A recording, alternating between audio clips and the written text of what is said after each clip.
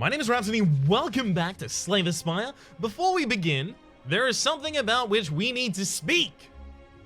And that is that there is a 1 minute, I think 40-second video made by Gooby. It was originally posted over in the Republic Discord, but I will have linked it in the comment section down below as a pinned comment. It is a supercut of sorts, a compilation of sorts of the hype for this singing bowl over the course of the series. It is so well edited and just so funny. I almost cried tears of laughter, not of sadness, of laughter, appropriate style emotional tears in response to seeing it. It is again going to be in the pinned comment down below. Please go check that out and leave them some love. All right, it's time for the Ascension 6 for the Ironclad. Whew. Transform 2 cards for losing all gold? I mean, if this option wasn't here, maybe? I'm actually tempted to go for lose your starting relic. So one of the things that I've seen in my personal spare time, because I'm still trying to get better at this guy, I want you to know that, like, before the series started, I would have had, I want to say, about 30 hours in each character. And then there's 200 episodes of me still kind of grinding my gears, trying to learn all of the different strategies. And some would say I still haven't, and I would agree, for the Ironclad and Silent. So I'm trying to expedite that process by playing a lot of the Defect in my own spare time. And I've noticed a commonality in a lot of my successful runs. A hell of a lot of them tend to be the zero-cost archetype, and that is the pick up a bunch of zero-cost attacks or effects, and then a couple of reboots especially helps with this. Scrape all for one, and then just go from there. Just, I mean, those are all zero-cost attacks, but go off, I guess. So, I don't know if I want to go for that archetype again, but if I do, losing the starting relic isn't a problem, because it's not an orb-based archetype. I'm gonna do this. Ooh, nuclear battery, the start of each combat, channel 1 plasma. That is actually going to be insane for us. I'm a little teapot, short and stout. All right. We cannot kill anyone here. We can prepare reasonably well. So dual cast is just 3 mana acceleration for me? That's pretty good.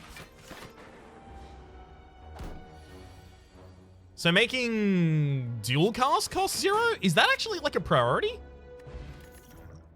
Costing dual cast down to 0? It may well be. We could take heat sinks here because we have more energy than we can usually use? Is that true?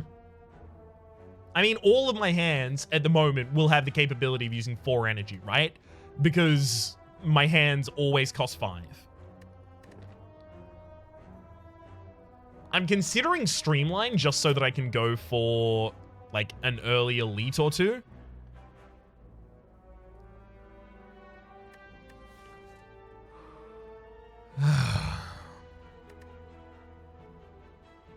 Yeah, these seem dependent on your build. This is a more independently powerful card. Okay. Removing cards from your deck makes Streamline more powerful because you shuffle back to it more quickly. Well, there's all for 1, and we don't have the money for it. We didn't spend any money in the last space, so it's not like we spent the money that we could have spent on it. Auto Shields is a super defensive card for a very, very low price here. I think I take it. And not Capacitor. Remove another card? Yeah.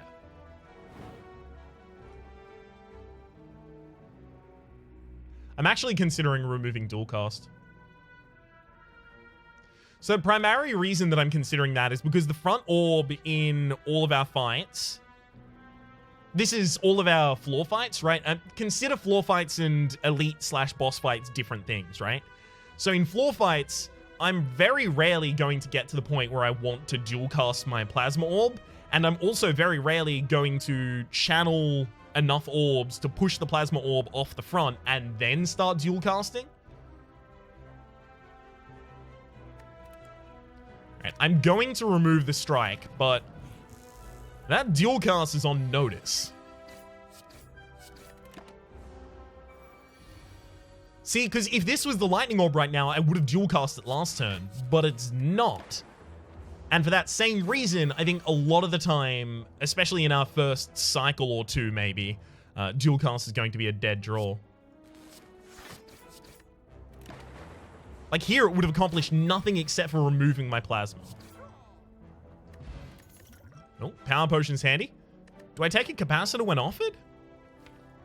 I think I'm actually way more likely to take a skim. I mean, because energy pairs well with draw.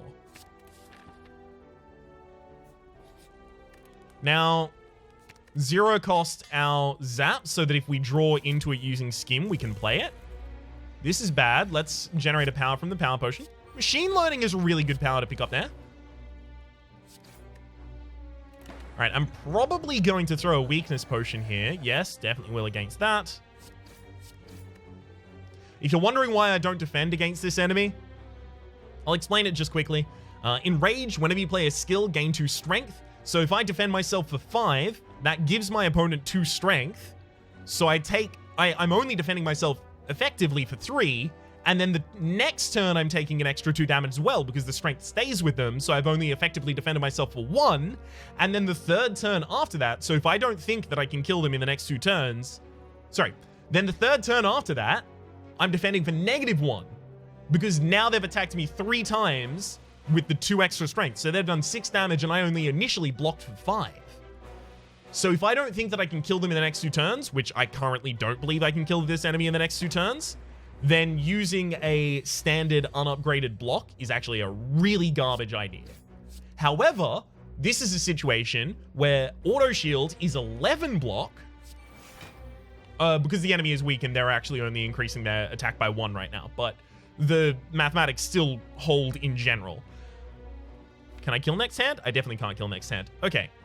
So because auto shields is 11 block, I've got 5 turns worth of affordance before it's negative against me for fighting the Gremlin Knob. All right. Bottled Lightning. Upon pickup, choose a skill card. Upon the start of each combat, that card will be in your opening hand. Oh, wow. That is Claw. I mean, we currently have Claw, Skim, Zap, Streamline, which does become 0 cost. Like, this can be a 0 cost deck. I'm doing it. And then we'll put the Zap in our opening hand as well. I'm likely going to remove a card here. Okay, so Consume is to gain 2 focus while losing an orb slot. We don't have any way of generating orb slots, because the reason I'm going to take a little moment here to talk about Consume is because the episode that went live yesterday received a very large amount of comments saying that I underrate Consume. Maybe in that deck, especially because that deck was later offered a fission. Hindsight's a bit 2020 to be fair, but I actually really like Consume. It might not seem like it, but I really, really like Consume because there's a couple of ways where you can cheat out so many orb slots that the consumption never really affects you. That is to have Inserter, which is every 2 turns gain an orb slot. Or you can have the... can't remember its name. I think it's Diode or something. It is a relic that just gives you 3 orb slots at the start of each fight, right? And then you can consume those gradually, mixing those with a couple capacitors and you'll be fine.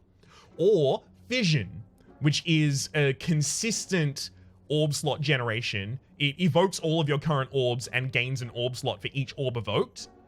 A Fission Consume deck is really, really powerful. I run a lot of those in my spare time. This is why I can say that I don't underrate it, because you can only see the rating I've given it in play in the series. I get to see all of the runs that I had with Consume off camera.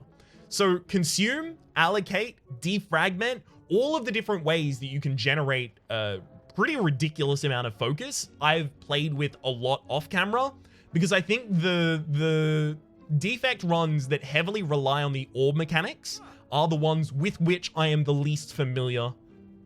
So, because the mechanic is difficult to relate to other characters, right? Like, the zero energy degenerate build for Defect, you know, I'm talking Scrape, Beam Cell, Finesse, not FTL because you do play a lot of cards each turn, Go for the Eyes, Reboot, Scrape, All for One, that kind of build. That is really reminiscent of a lot of different builds that I've run with a lot of different deck building games in the past. I'm not even just talking about Slay the Spire here. I'm talking about like Cryptozoic deck builders. I'm talking about Dominion. I'm talking about, you know, all those kinds of games. Whereas this orb mechanic is much more difficult to relate to something that I previously know. So I have to learn all of it from the ground up, which is why it's taking me a wee bit of a while. I'll go for a card removal because thin deck, claw.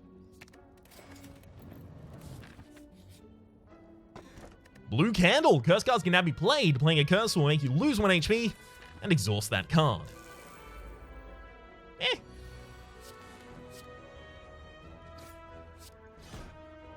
I'm actually like super tempted to just skim. Yeah, I'm doing it. Hey, nice.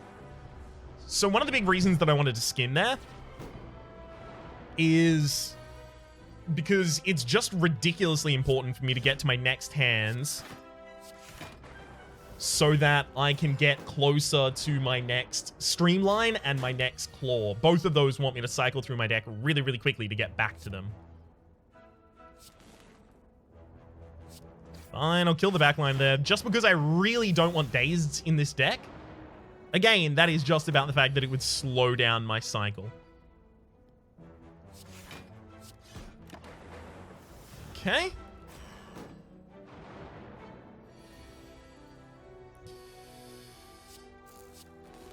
That's fine there. And double defense. I will dual cast here as well. Nice. Frontline has only got 3.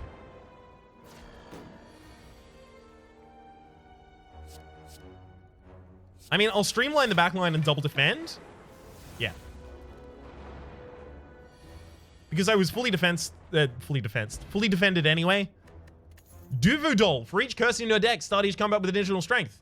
Well, now I'm looking at starting to pick up some actual curses.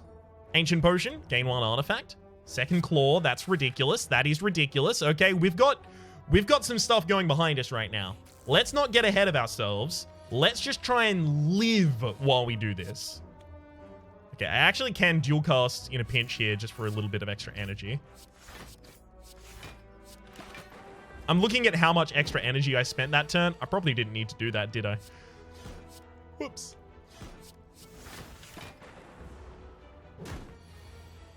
Oh, well. Looks like it didn't make a difference. Which isn't the metric you should be going by the way, but it does look like it didn't make a difference. I do like Chaos, but I think, like, this build is quite likely to just turn down all orb-related things and focus on the zero costs, especially the claws. So we're definitely doing that and that. Beautiful. Yeah, we can just fully defend. Everything's fine.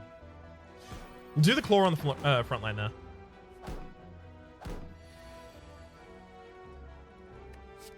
Claw skim. Auto shields. Beautiful. Then I'm just waiting for my Streamline. Poison Potion applies 6 poison. Barrage, Cold Snap, Capacitor. No. Curse? Okay, eviscerated and chopped by giant claws. So that means that if something turns up, it is probably going to be the... What's his name? I know his name. He's the big boy. He's the big beefy boy. Lagavulin. That's actually probably not a problem for us.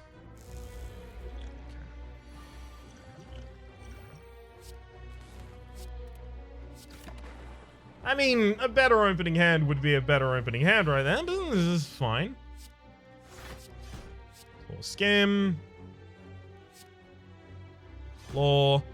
Do I dual defend? Like, I really want to put the Streamline out there. No. Dual defend. Play it safe. Claw. Auto shields. Defend. Going for another debuff.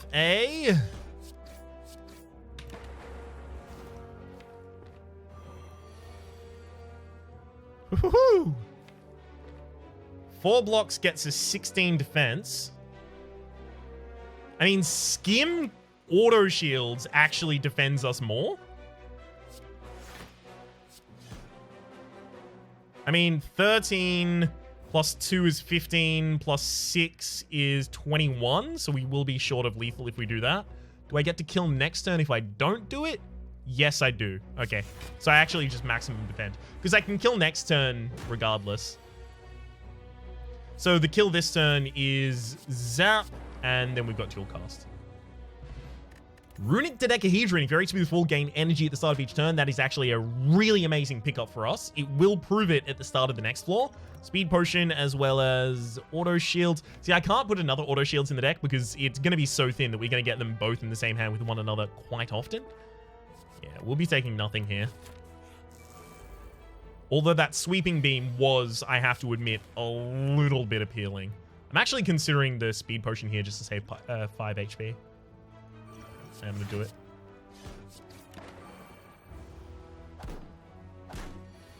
Five HP for a single potion. It's not... I mean, it's not amazing. It's nothing to write home about, but... worse things have happened. I just played Skim instead of Defend, didn't I? Yeah, that's... I couldn't tell which card it was. They look so similar to me. Alright, so this boss is actually just going to get more potent if I rest. And I think with our ability to defend, we should be fine. I want to upgrade Claw especially. Oh, goodness. My next hand has the auto shields. This is really good.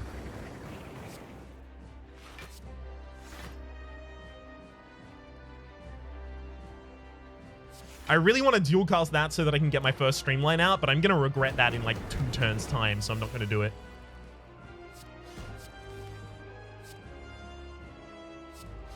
Yeah, these claws are going to scale at such a rate that we will be so much happier that we upgraded the claw rather than the rest.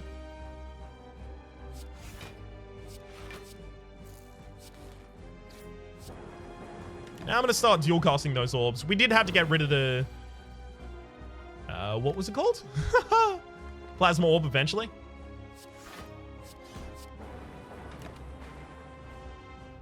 Basically, because if we ever wanted to cast Zap again, we're going to have to do that.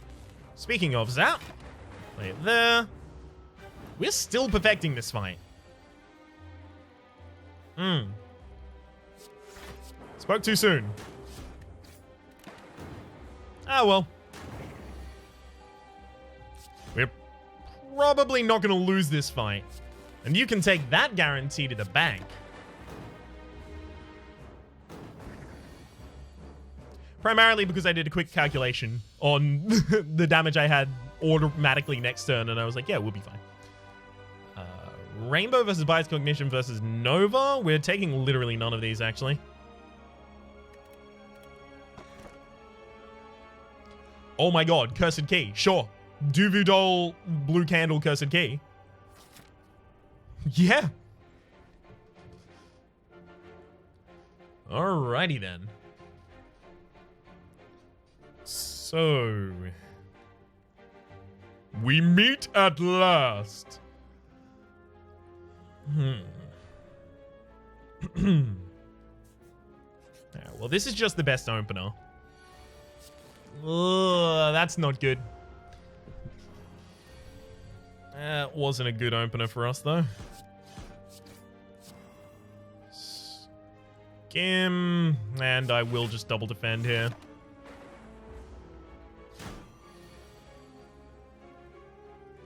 Uh-oh.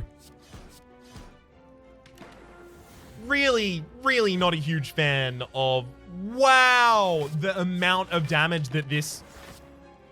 not okay. And... so, first turn Hex, second turn Vulnerable, then small attack, large attack, small attack. I just want you to note that this is, like, a ridiculously bad pattern. Like an extraordinarily bad pattern. The fact that he lay off for the last 2 turns is fine, but wow, that hurt. A lot. I'm going to pick up a white noise here.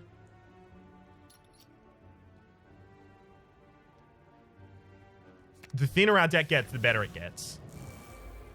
We're going to have to rest at rest sites, unfortunately. Rather than do what we want to do, which is never rest ever. No rest 24/7 grind. All right.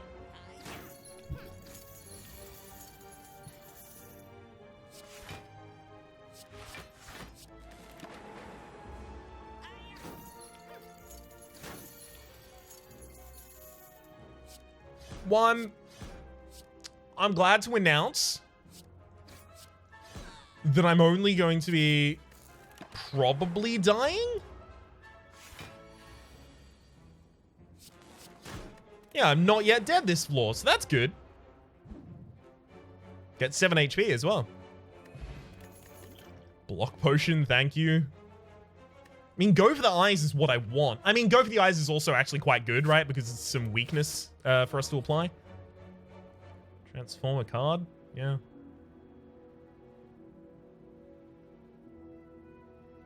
Let's get that dual cast out of here. Beam Cell, that's actually a way better pickup for us. Do I? I might actually just have to take the apparitions. I don't want to, but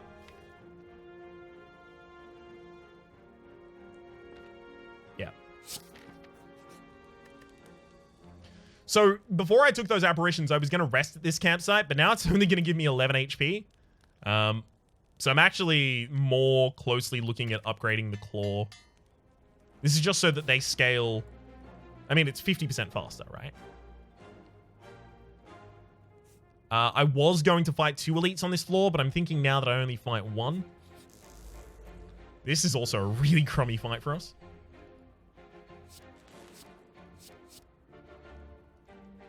It is amazing how impactful it is to just not have an artifacting potion when you fight these 2. Or rather, the Chosen.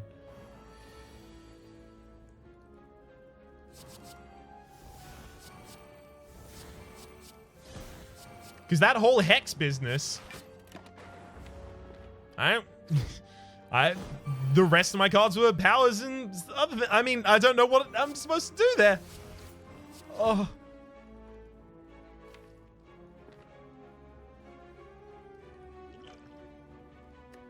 I was considering using my block potion for exactly 2 block there.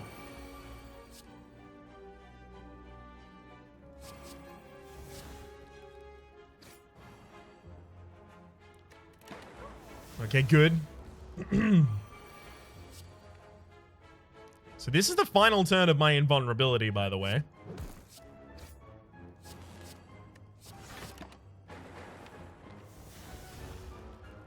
So, you know... not going great. Oh.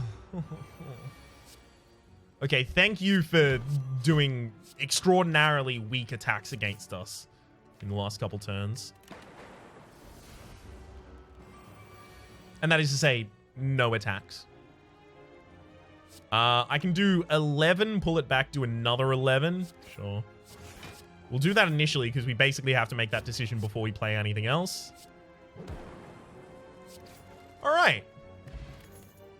That was horrifying.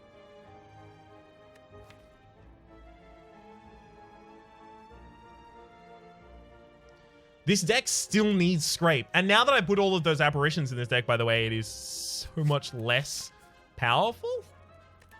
Oh. Right, let's upgrade White Noise and Beam Cell. Give me a curse. Thank you. Happy Flower. Every 3 turns gain an energy. Oh, God. Oh, God. The HP that we lose is actually going to be a considerable amount of our maximum HP. Oh, gosh. That's not good. That's like existentially not good for us. I could do 11 damage here, or I could save an energy for next turn. Saving an energy for next turn is actually probably more important right now. Yeah, because we won't know the costs of the cards in our deck.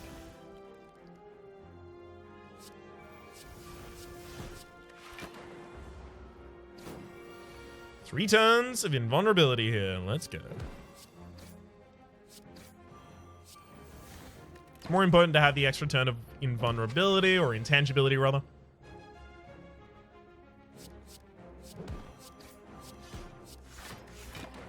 Okay. If I can get, like, a single all-for-one in this deck, like, there are so many things that will just suddenly make this deck work. Scrape. All-for-one.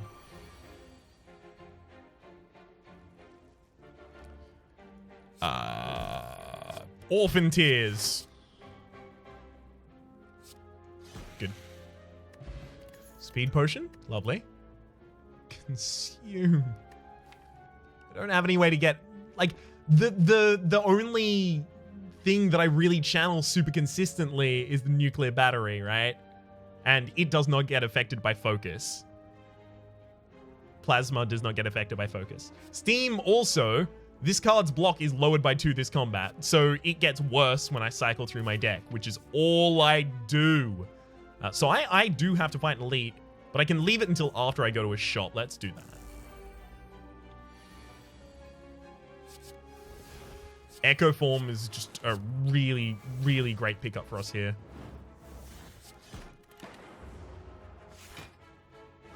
That's going to help us extend our intangibility for a very long period of time. Alternatively, let us do a lot of damage a lot earlier than I thought I was going to be able to do that damage. That's fine too. I mean, 12... yeah, this does kill. And then it just leaves the Mystics. That should actually not be a problem.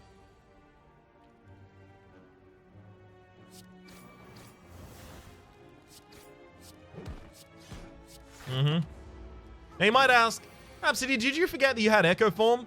To which the answer is, how could you tell? No.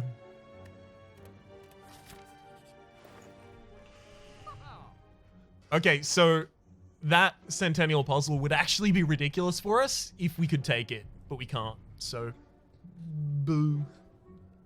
So it would be ridiculous because it means when we burn the first curse out of our deck using the curse candle, we would draw 3 cards. And drawing cards is pretty important for us. I'm actually just going to take the strawberry for the max HP because I need the survivability. And I'm also going to take the fire potion for the next fight. This is a very functional shop. That was nothing about, like, you know, building our deck archetype or any of those kind of highfalutin ideas. That was all, can I survive the next fight?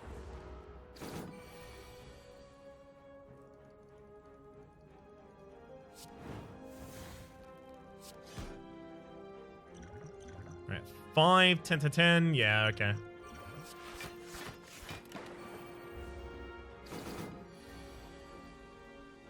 Good.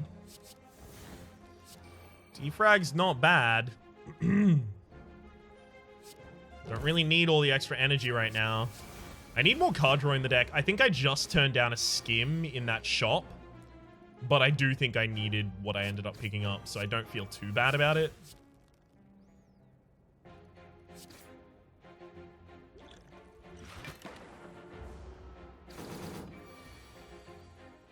I think I'm going to be happy eventually that I played that streamline rather than defending that turn. Alright. Meat on the bone. If your HP is at or below 50% at the end of combat, heal 12 HP as well as a focus potion. Okay, both of those are insanely important for us. If we can survive this fight, we'll be fine. If. That's a big if right now. Big, if true.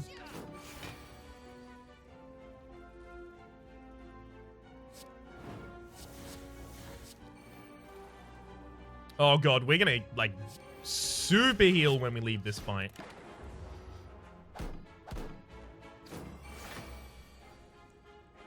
Thank you, Apparitions, for turning up in this hand. Otherwise, I would be extremely deceased. I think I take that 1 damage this turn rather than play auto shields just so that I can kill the backliner. Because that's pretty important. Okay. Yeah, so I've got 1 more turn of intangibility, but see, while the intangibility ramps off, our offense ramps up. Because now we've got all of those claws played, and we've got a couple of lightning orbs in play, and we've got our streamline at 0 cost, and those kinds of things become...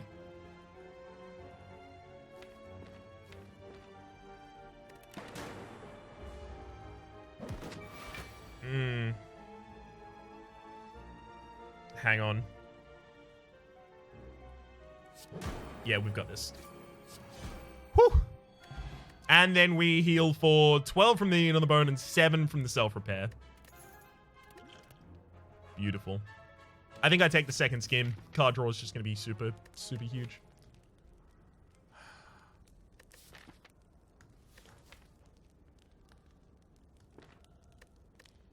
Okay, I'm going to make a decision here that I don't think I've ever made in this game before, and I am going to manually upgrade an apparition. Now, the reason I'm going to do that is because I need an apparition for after this guy decides to change forms. I need to still have one around at that point. I'm going to also gain focus.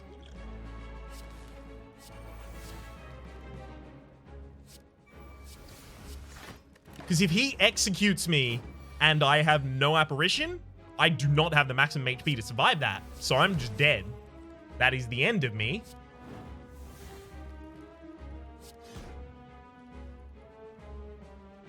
Is 18 damage worth evoking the plasma orb this early?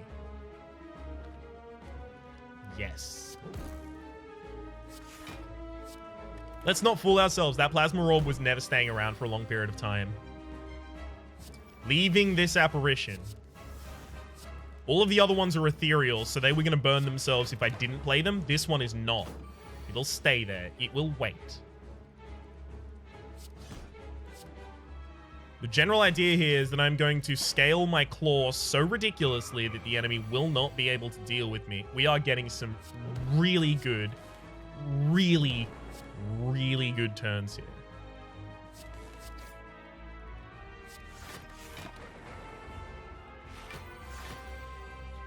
18 damage this turn. Unfortunately, I did not manage to pick up my skim or my auto shields in this hand, which is rough.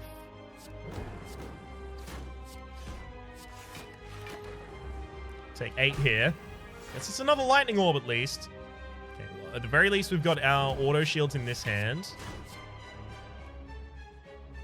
Make sure to play all of the cards that we want back.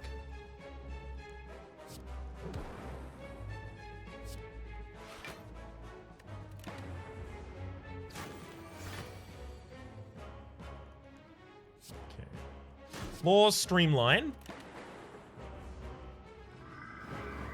Now that he's purged, I can throw the fear potion on. I did not get intangibility in this hand yet. To increase the chance that we get our intangibility. Are we going to kill this turn? 25? Yeah, we're not going to kill this turn. So to increase the chance that we get the intangibility, we won't play any of these cards first. We'll just skim. We didn't get it. Okay. Well, I mean, nothing changes what I do here. I just have to play out my entire hand. I tried. I think that was a real good God's honest attempt there. I think even if I did rest before the boss fight, I was probably still going to die without an apparition for the execute turn. Is that true? I would have cycled through my deck a little bit faster. The enemy was actually kind of on death's door right there. So they do execute one turn. I I think he can attack again the turn after. I had like a perfect defensive hand there though. I could not rely on having auto shields plus 2 defense in the same hand on the turn that he had to execute, as well as my go for the eyes. Is that true? Yeah, that is true. Okay, I still think 9 times out of 10, the better decision there is upgrading the apparition. I think it didn't pay off in this circumstance, but I think 9 times out of 10, like we couldn't account for what the final draw was going to be, right? But I think 9 times out of 10, the final draw determines that the correct play would have been the apparition over the rest. I think it was clever to pick up the strawberry. I think getting the runic dodecahedron to pretty much ever activate was a pipe dream. Basically, as soon as we got to the second floor and we had that garbage first fight that put us on 11 HP, that really should not have gone as badly as it did. That was extraordinarily bad. That was unnaturally bad. Like, we fought a couple Chosens after that, and none of them were as bad, and they were paired with other enemies. Well, that's my first attempt at Ascension 6. My name has been Rhapsody. The name of the game has been Slay the Spire. Again, if you haven't watched that Singing Bowl hype compilation video yet, it is linked in the comment section down below. It is in the pinned comment. Please go have a look at it and give some love to the person who edited that, because that is a labor of love right there, and I sincerely appreciate it and think it's hilarious. And I think you will too. Hopefully you've been enjoying yourselves, and hopefully we'll see you next time.